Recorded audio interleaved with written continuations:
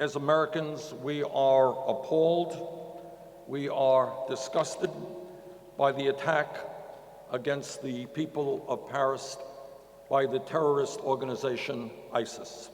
And I know that I speak for everyone here and everyone in our country when we send our condolences to the families who lost loved ones in that barbaric attack, and our prayers go out for speedy recoveries for the many hundreds who were injured. In my view, now is the time for developing a serious and effective strategy to destroy ISIS.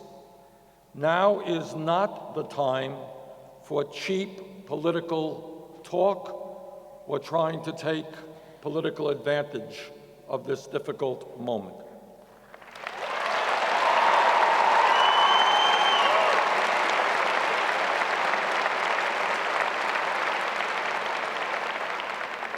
Now is the time, as President Obama is trying to do, to unite the world in an organized campaign against ISIS by bringing together all of the countries who have common interest in defeating international terrorism, even countries that we have disagreements with.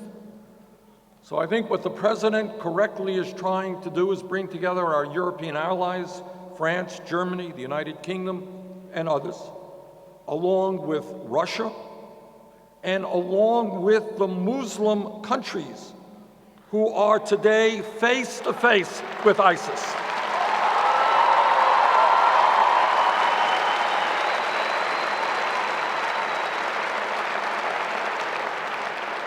What we need is an international coalition, including Iran and Saudi Arabia, Jordan and Kuwait and Turkey.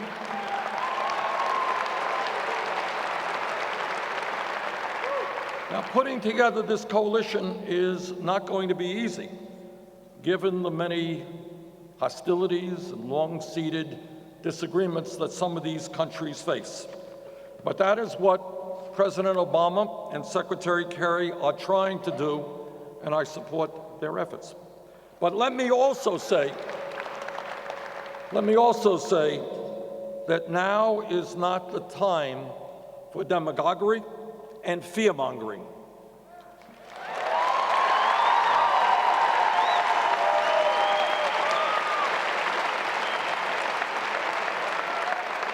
If you think about it for a moment, you understand that what terrorism is about is trying to instill terror and fear into the hearts of people. And we will not let that happen.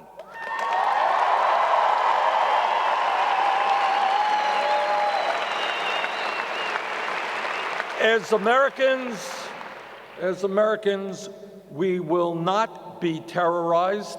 We will not live in fear.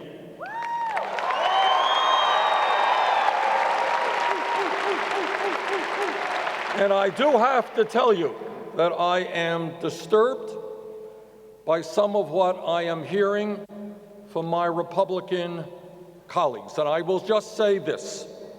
During these difficult times, as Americans, we will not succumb to racism.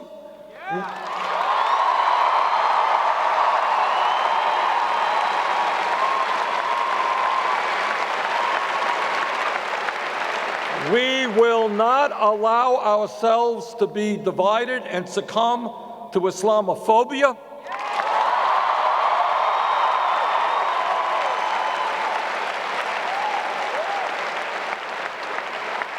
And when hundreds of thousands of people have lost everything, have nothing left but the shirts on their backs, we will not turn our backs on the refugees from Syria and Afghanistan.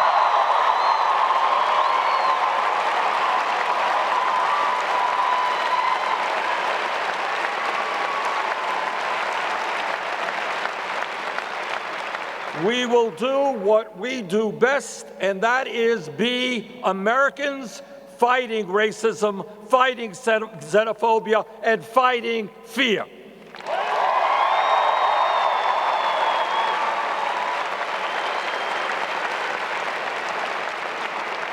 And perhaps most importantly, we will learn the lessons of history. Yesterday, the chairman of the Republican National Committee stated, and I quote, "Never before have I seen an American president," meaning President Obama, "project such weakness on the global stage," end of quote.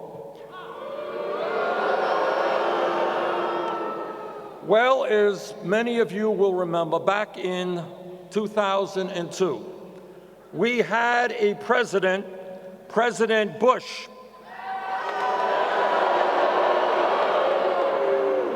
you remember President Bush.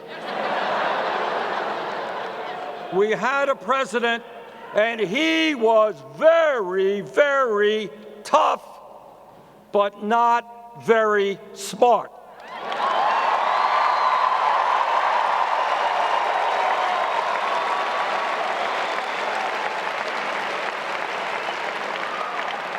He and Dick Cheney and the whole lot of them, they were tough.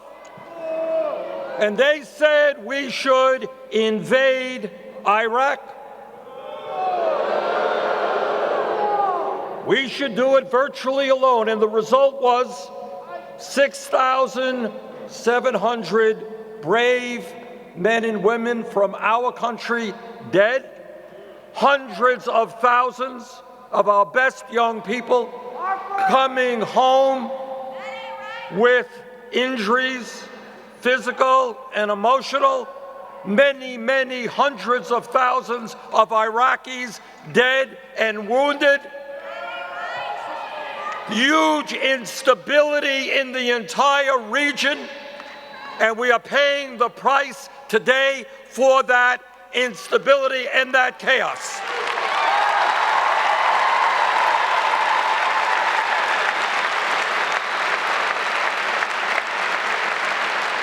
So I say to my Republican colleagues, yeah, we have got to be tough, but not stupid.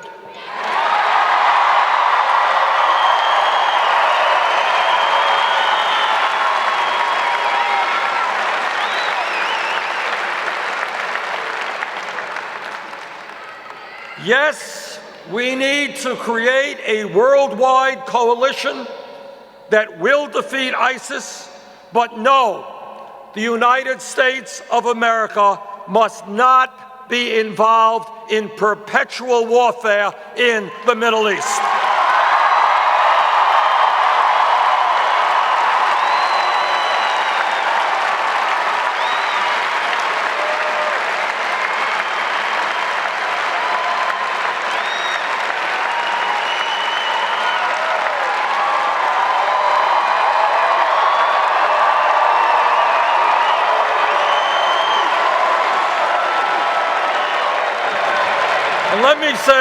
Let me say something else. There are those, including many Republicans, some in the media, who think that because of this horrific attack, that the only thing that we should focus on is defeating ISIS. And what I say is, yes, we will lead the world in defeating ISIS, but at the same time, we will rebuild the disappearing middle class of this country.